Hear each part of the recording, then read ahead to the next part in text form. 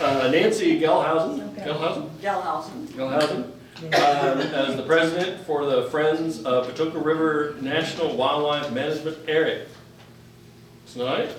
A refuge and management area. Refuge and management area. The management areas are not next to the refuge itself, they're away.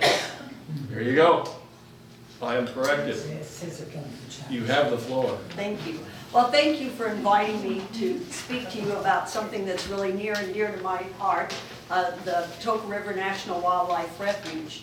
I'm speaking to a birding group, but I'm not a birder. I'm a birder wannabe. I'm learning about birds.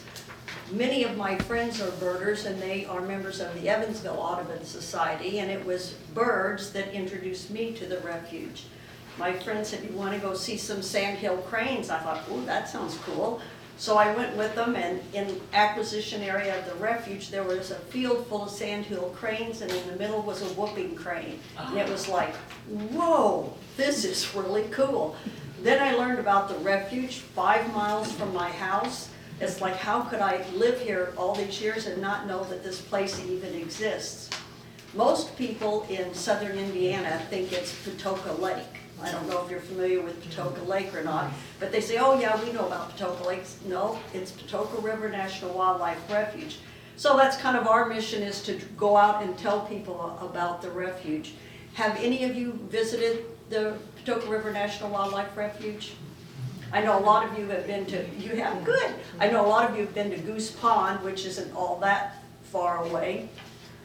Well, the Patoka River National Wildlife Refuge is based on the Patoka River, which runs through 4 counties, about 162 miles. And as early as the 1900s, the Department of the Interior recognized this as a very valuable area for conservation because it is a bottomland forested wetland area, which is one of the most endangered habitats that there are. The refuge itself is only in Pike and Gibson counties. It was back in the 80s when avid duck hunters, people that lived in the area, had property in the area, said, you know, we really have to do something to protect this land. It's too valuable. A lot of them also worked for the Department of Natural Resources in Indiana. So they formed a group to try to create a national wildlife refuge. They were very fortunate to get the support of one of our senators, Senator Richard Lugar, and the idea of establishing a national wildlife refuge was created. In 1990, the Fish and Wildlife Service sent a gentleman named Bill McCoy to come to Gibson County, Pike County, and set up the acquisition boundaries for this refuge. Unlike the newly created Green River National Wildlife Refuge in Henderson, which had no opposition, there was a huge amount of opposition to this refuge. People were afraid they were going to lose their land through eminent domain, and they just didn't want the government involved or anything like that. And there were some really heated arguments that went on to get this created. But Bill McCoy was able to set all of the boundaries. The goal was 22,742 acres. On September 7th, 1994, it finally officially became the 502nd National Wildlife Refuge. It was the second National Wildlife Refuge in Indiana. There are 2 others, Muscatatuck and Big Oaks National Wildlife Refuge. So there were 2 others, and I think there's about 500 and maybe 60 or 70 national wildlife refuges now. They continue to add new national wildlife refuges. The last I counted was 566, but that could be not exactly correct. So in this particular area, it's a great place for viewing ducks. Duck hunters really liked it. They have 380 different animal species, wildlife species. I think 62 or 65 endangered species are located in this particular area. This is a map from 2019, but it gives you an idea of the expanse of the refuge. What you see in light green is the acquisition area. What's in dark green is land that's already been acquired. Luckily, what's in tan is already state properties or public lands, like state parks or state forests. So you can see the large contiguous area there that's really important. There is no building on the refuge. The office is located in Oakland City, Indiana, right here. The original manager said he would rather take any money to go to acquisition rather than build a big fancy building. His goal is to get land. If you look at the Patoka River, which is the blue squiggly thing that you see along there, you see how serpentine it is all along the way, and then, oops, all of a sudden, it gets straight as an arrow before it begins to curve again.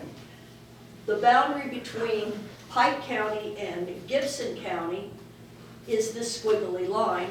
It used to follow what was originally the river. So that's the way the river actually looked at one time. We know that because it was the county line.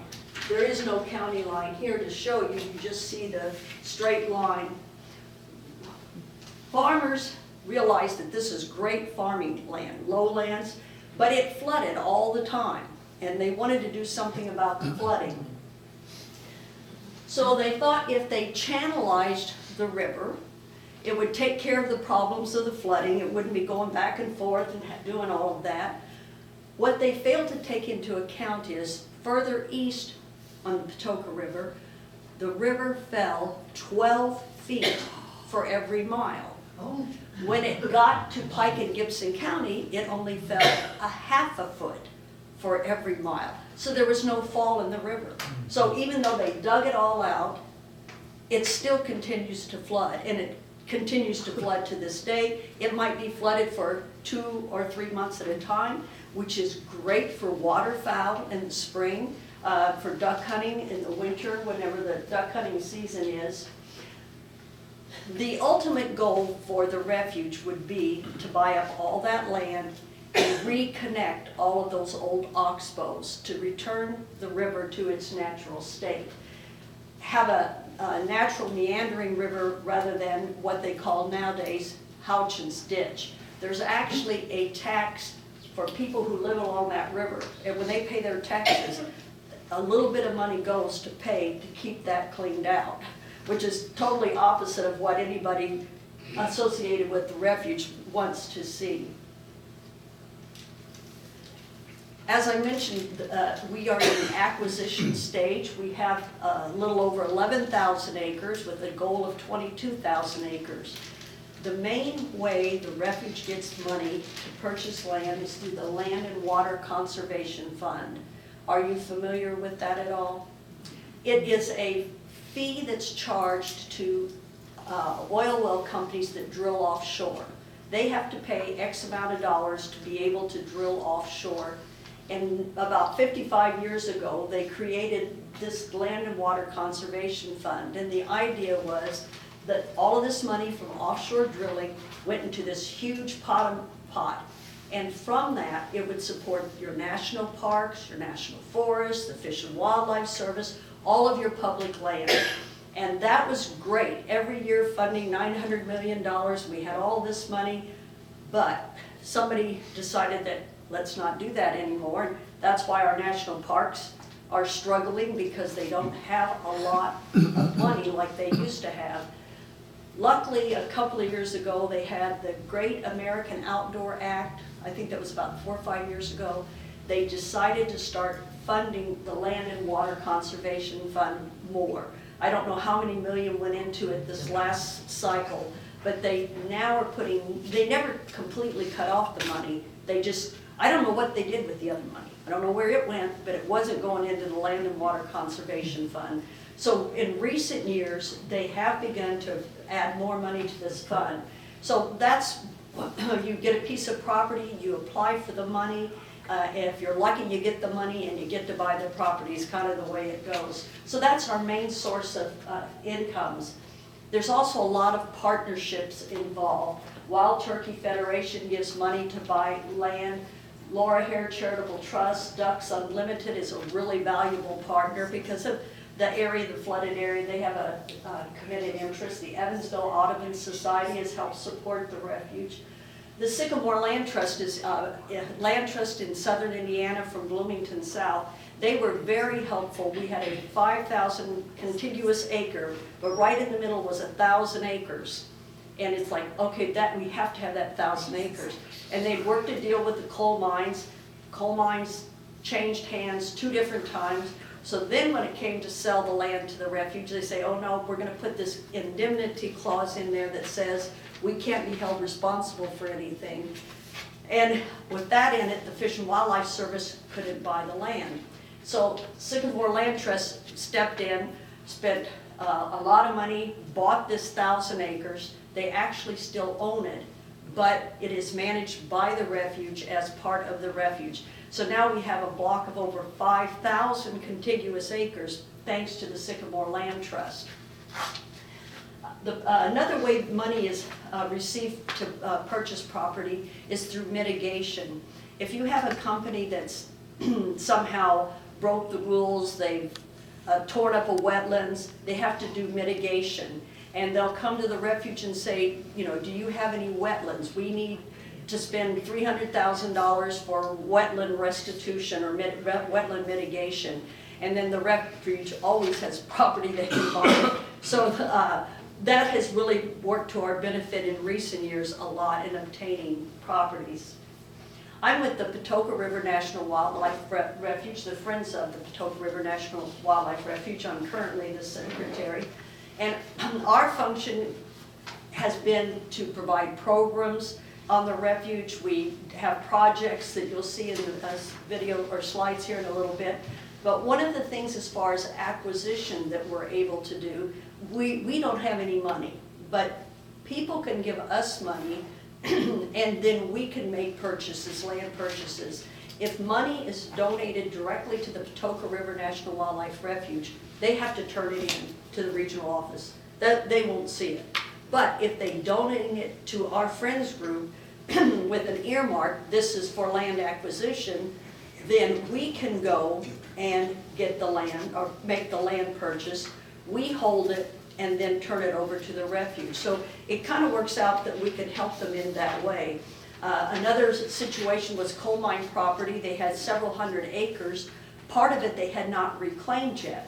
So they gave part of it to the refuge. The part that they hadn't reclaimed yet, they gave to the Friends. We hold that property until the reclamation is complete. It waits 5 years, and then we will turn it over to the refuge. So we're a small group, but we really can accomplish a lot by acting as an agent to help acquire the land. So the main job of the refuge at this time is acquisition. Once we acquire the land, it generally has to be restored. Mostly what we get is damaged goods. Strip mined, farmed, logged, drained. That's typically the kind of ground that we get along the river because that's the way people use the land. So we have to spend a lot of time with restoration. And the main areas that we restore are forested areas, wetland areas, and grasslands. And that's what makes, in my mind, the Patoka River such an interesting place to go. We have a little bit of everything. We had hikers come down from Bloomington. It's like, well, why do you come? I mean, Bloomington, you guys have got great forests up there. But that's what they have, forests. They don't have grasslands. They don't have bottomland, wetlands. And so they come but these 3 areas are more attractive. Forests, obviously, we replant trees. Most of the trees are replanted along the water because bottomland, wetland, forested areas. That's primarily where trees are planted.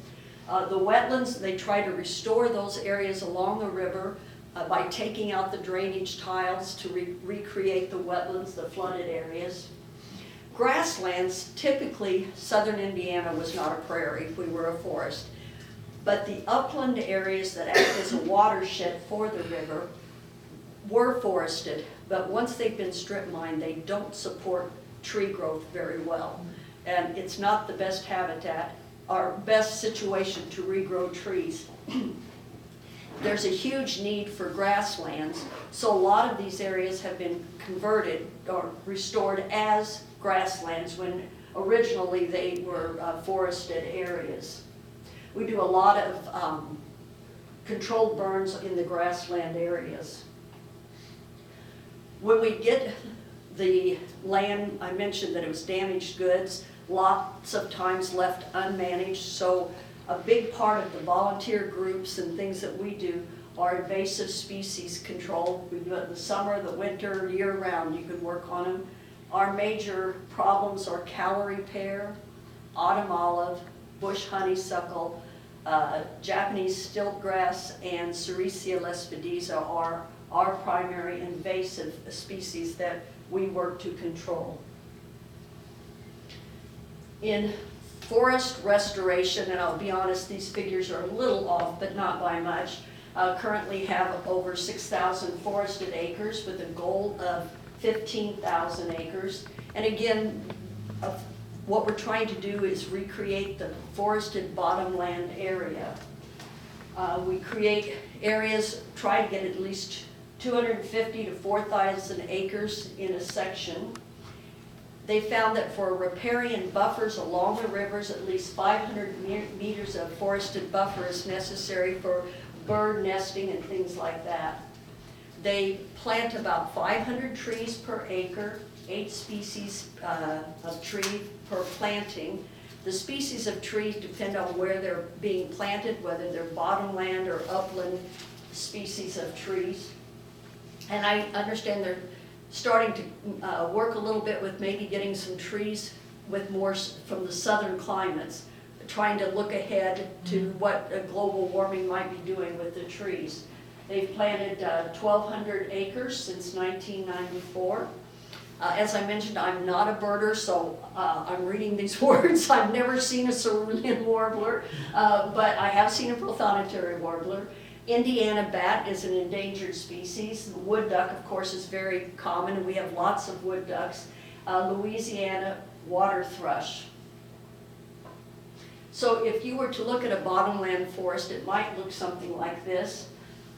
I want to let you know that bald cypress trees really were not in the Patoka River watershed as originally. We do have them in southern Indiana in several areas, but they are very good trees for this area. So some of the areas they do plant the bald cypress trees. So this is just kind of what you see, a wetland area with trees. And the cerulean warbler, the prothonotary warbler. We have a very healthy population of bobcats. Some phenomenal photographs of bobcats have been taken on the property, and this was mostly in the Columbia Mine area.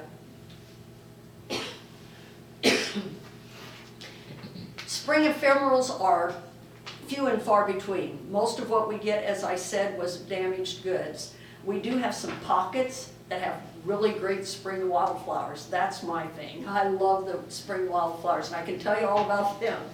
But so there are areas where you can go and find them, but it's not like walking in a state forest where they're just all over everywhere. I mentioned the partnership that the Refuge has to have with other organizations, and the Nature Conservancy recently came to the Refuge rescue. There was a piece of property in the acquisition area, 1,700 acres. Beautiful property, hadn't been messed with for 80 years. Oh. Well, there's no way the Refuge, the federal government works like a snail. I mean, you can't get anything done in a hurry. And this property was going to be sold. The Nature Conservancy of Indiana stepped in and bought the property. They're holding the property until the Refuge gets the money to buy it. Luckily, thanks to the Land and Water Conservation Fund, They received the allotment of money. We don't have it yet, and it probably will take a year or two to get through all of the paperwork, but this 1,700 acres is going to be added to the refuge, and it is within the boundaries. My husband and I got to go walk it this spring, and oh my gosh, the wildflowers were everywhere. So we're really excited to get this piece of property on the refuge. Birding, of course, all of you are birders. The wetland areas around our marshy areas was where we see a lot of the bird hikes. I went on a bird hike, one of the first ones I've ever done, on Friday, and lo and behold, a group out of Indianapolis showed up at the refuge, and all kinds of people were hanging out in the parking lot, which is where a lot of the birds are, in the parking lot. You can find them there. So we have a yellow-billed cuckoo. When they do the state bird counts, the refuge usually ranks in the top 3 as far as species seen. Next is wetland restoration. The first step would be along the rivers. That's where they try and get the land along the rivers and take out the drainage tiles. A lot of the times dikes were built, dams were built. There's a lot of reclamation that has to be done along the river. But something else that's really interesting is that areas that used to be flooded but aren't actually in our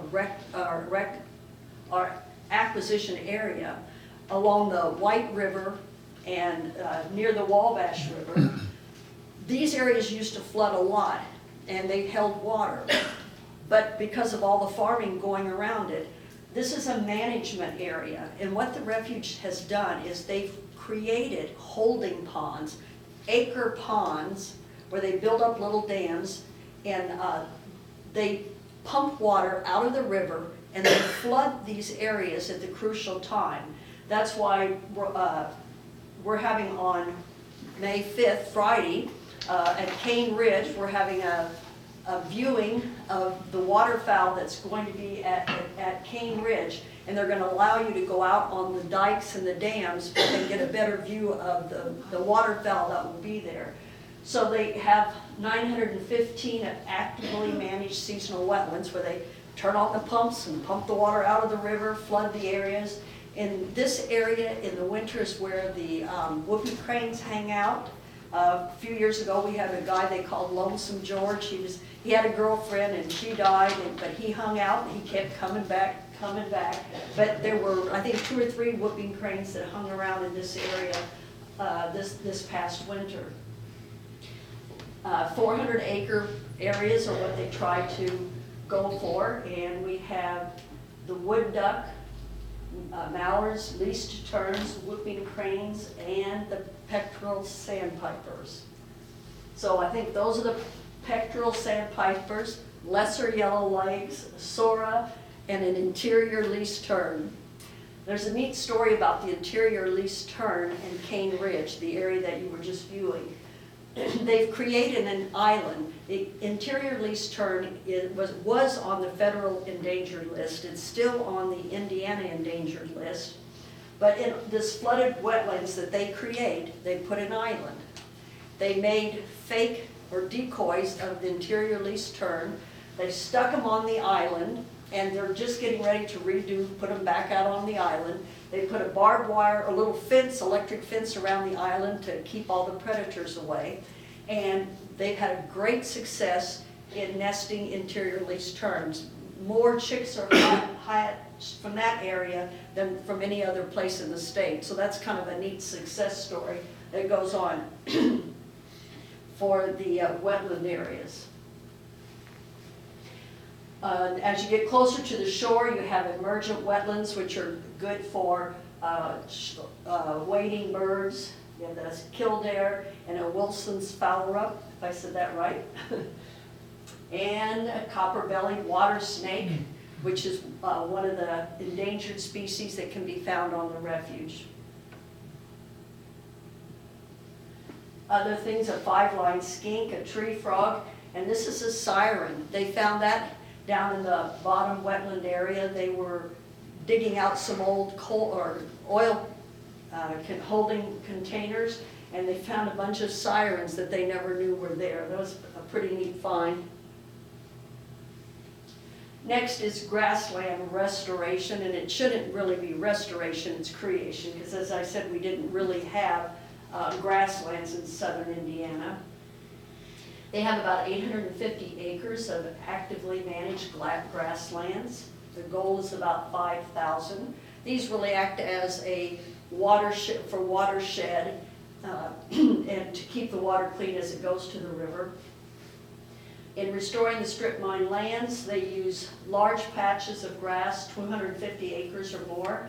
They average 25 forbs and 4 different grass species in restoration. I know there's big blue stem, little blue stem, Indian grass, switchgrass. They control these mostly by prescribed burning, haying, mowing, disking to maintain the particular grassland areas.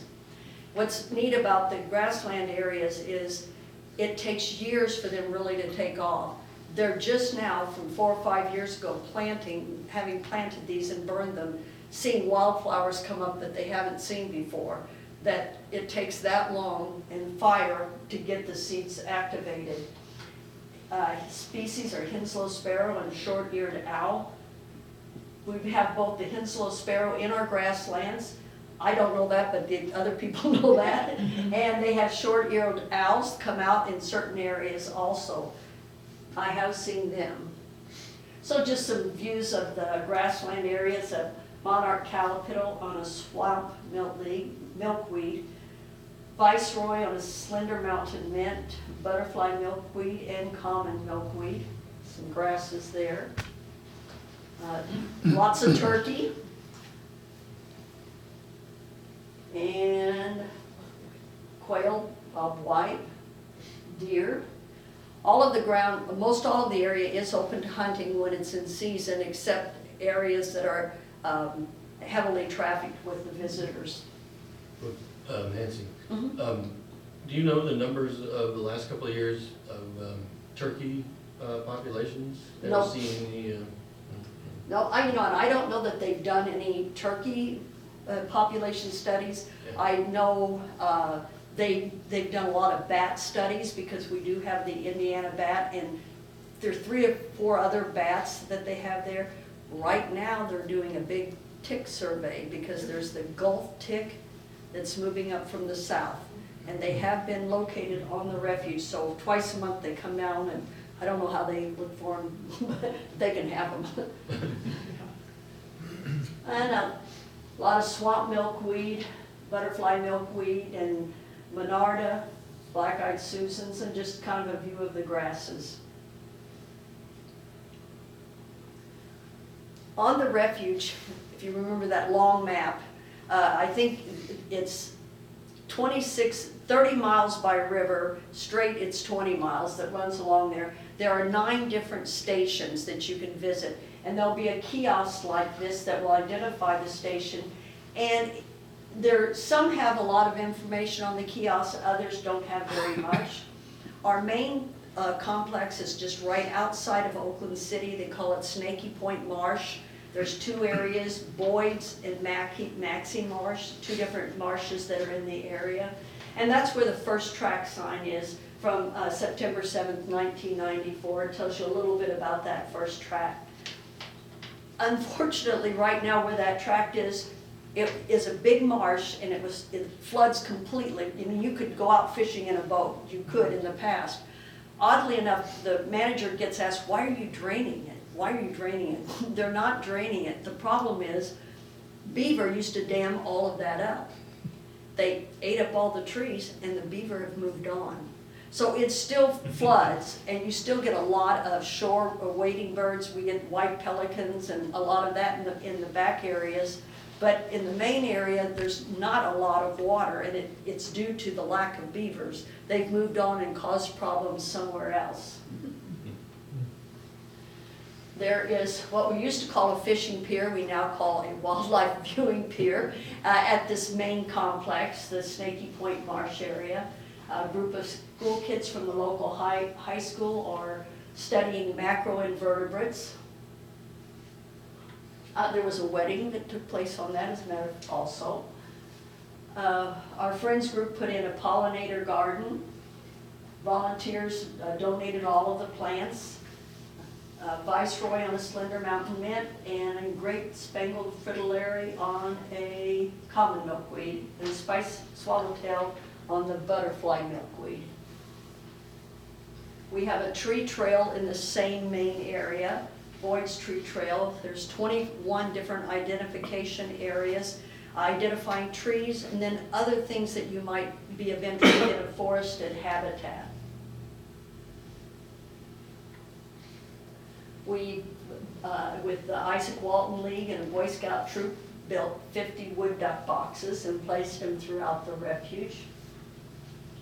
The Evansville Audubon Society donated money to purchase 2 barn owl boxes. We had them in one location for 2 or 3 years, didn't get any barn owls. They've been moved, and we now have barn owls, so that's exciting. One of our strongest features is all of our hiking trails. And as I said, the variety of habitats that you can visit when you're at the refuge, and really all within the same area. For hiking trails and walking, if you were to visit and you wanted to walk around the marshy areas, there are a parking lot here. These brown are handicap accessible. They're gravel trails that you can go, but you can walk along the marsh here. We call that Otter Run West. Walk the county road, Otter Run East, the county road back to your parking spot. It's about 2 miles. I like this one because they call it Otter Run. You can see where the otters go back and forth from the swamp to the South Fork. And it's just really neat to see. You know that they've been there. You can see their scat and the little bones they've spit up and everything else. And then this is a real short loop. So if you look at this part, this is what you're seeing here. But from here, you access all of these hiking trails. And they go up the hill through a forested area. It takes you up to grassland areas. There's lots of lakes you can walk around. The roads that aren't in green are also walkable. They're gravel roads. So you could walk as much as 10 miles if you wanted. You could make a loop of 4 miles, just depending on where you start. There are other access points that you can get to the hiking trail areas. But it has, you want your forest things, you've got your grasslands, you've got your wetlands, a little bit of everything there. We have an outdoor education area, a table and benches. Here we're doing a program on mammals of the Patoka River National Wildlife Refuge. We have lots of animal skins they bring out. The bottom photo, they're showing the expanse of an eagle's wings. We do have nesting bald eagles on the refuge and some nests in the acquisition area outside the current official refuge boundary. Our newest project has been Bucks Marsh Boardwalk, and it comes from the backside. All of the things I've shown you here before were from Snaky Point. This comes in from the backside. It's a 3/4 of a mile hike to get to this boardwalk. It's about 120 feet, and you're back in the middle of nowhere. And this is where the pelicans, white pelicans, like to hang out, and other water birds. It's very isolated. Our goal is to eventually get the money to make the boardwalk go completely across Bucks Marsh, and it would be able to access it from the Snaky Point complex instead of having to come in from the backside. But that's a really neat spot to go to. So on the refuge, you can just really do about anything. You can hunt, you can fish, you can hike, photography, bird watch, and just sit and relax and enjoy the scenery and the peace and quiet. Now, I would invite all of you to come visit the Patoka River National Wildlife Refuge, and that's the end of my presentation, but I'd be happy to entertain any questions you might have. Yes, sir. Could you take a canoe and paddle the length of that? Yes and no, it depends when. So you can canoe the Patoka River. They have something called Clog the Patoka. This is incredible. It's from Winslow, the Patoka River. From Winslow, it flows through Pike State Forest. No, you put in at Servant, and you float through the Pike State Forest and get out at Winslow. The first time they said, we're gonna clog the Patoka, they had 700 people show up with canoes and floaties to float the river. It was like, this is unbelievable. We've been beating our heads to get the word out about Patoka River. He puts a post on Facebook. But anyway, so yes, my husband and I have canoed the Patoka River. When, like right now, it would be hard pressed to get any water, to get you out there. But when the water is up, and you could call the Refuge and ask what's the status of the water. But yes, you can do that. I've been in a kayak at this very point, and you see them fishing there. The access point is just really shallow right now at this time. But yeah, it's really neat. And on the Patoka River, when you go through Pike State Forest, I don't know if it's still there, there's a great blue heron rookery. And you float through there and you hear all the squawking up in the trees. It's like being in the jungle. It's really neat. So yeah, you can do that. And then there are lakes. All over the place there are lakes. Some would be easier than others. If you had one of those little pull things to put your kayak on, with wheels, and pull it there, you could get there without too much trouble. There are roads, but we had to put up gates because there was just too much trash dumping. One week you'd clean it all up, haul out all, and then the next week it would be filled up. So unfortunately, you would have been able to drive right to the shore and put your lake in, but there's some beautiful lakes in that area, beautiful lakes. I'm trying to picture exactly where this is in relationship to Patoka Lake. Okay, do you know where Oakland City is? No. Okay, West. we're west of Patoka Lake. Okay. So Patoka Lake is what, Du Bois County? Yes. Yeah. Du Bois County, so we're Gibson County and Pike County. Okay. So, yeah, we're Pretty much west of straight that. west from the Yeah, lake. pretty much Okay. straight west. Mhm. And from like French Lick, where is that from there? French Lick is north? French Lick is north of there? French French Lick Lick is is north, pretty far north, yes. Yeah, pretty okay. far north. I'm just trying to get a picture Yeah. of where it is, yeah. We're 30 miles from Jasper, if you know where Jasper is, Yeah. if that helps you at all. South of Jasper? No, west. West. We're okay. west of Jasper. Okay. You would take State Road 64. Right. State Road 64 from Jasper runs right in through Oakland City, and on State Road 64, there are giant brown signs that direct you to the refuge. Yeah. And I think you said it took about an hour to get from from your Yeah. house down here. Mm-hmm. And I live, 15 minutes from the refuge. That's just driving the speed limit, going through town and stuff. So when do we want to go? So when do we want to go? I There's a motion on the floor. I would suggest that if you just give me some dates, and I would have to see. I'm willing to show you around. I don't know about anybody else. It's hard to get people to do things, but I would be more than happy to do it. I know I'm gonna be gone off and on for a couple of days here and there, but when do you typically like to go on your field trips? When it's not raining. Or windy, or no, through the week or on weekends, or what's your preference?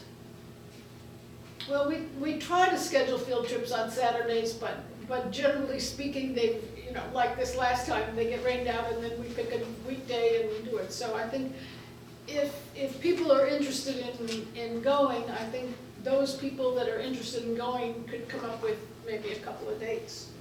First of all, people who are interested in going, do you want to go on a Saturday or a weekday? Saturday. Saturday.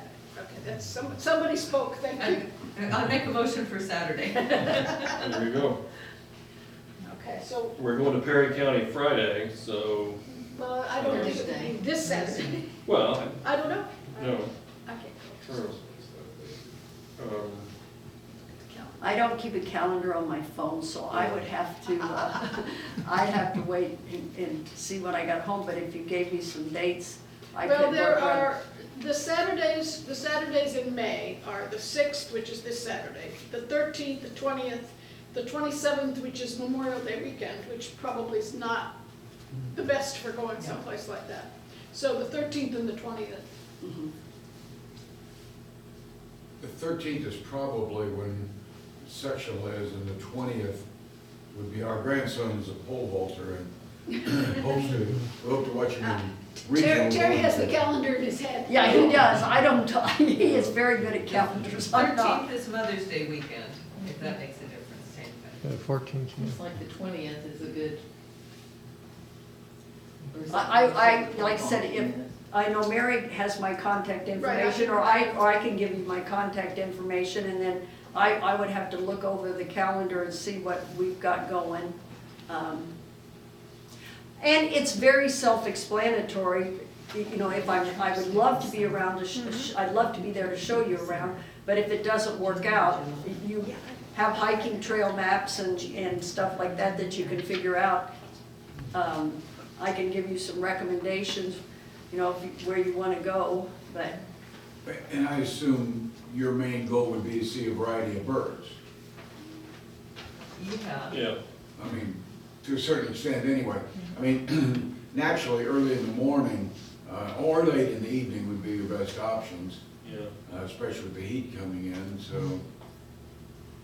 And you might just pull it together and give us a date or a time, and even if there's only 4 of you come up or whatever, if we were unavailable, there's a better than fair chance that we could get someone Right. to go with you.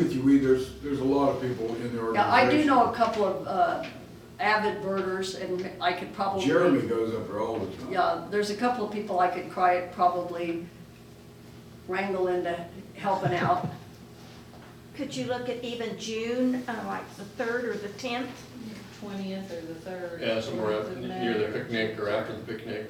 Oh, how about that first Saturday in June after the picnic? Yeah. I mean, we're pretty much, we're gonna miss the main migration. So, but you mentioned May 20th, and what was another date that you, That probably was the best Saturday. was the okay, and 20th. then we get into June, the first weekend in June. June the 3rd Or no. or the 10th. But, 10th. The 10th. Well, I guess if you want to pick one and pick a weekend, Well, tell and you I'll what, see if why I don't- can, If maybe you or Terry could jot down those dates, and then you could let us know if any of them will work. yeah. And like I said, if I can't do it, I'll see if I can't find someone who would be willing to do it. Well, thank you again. I hope I've provided some information for you.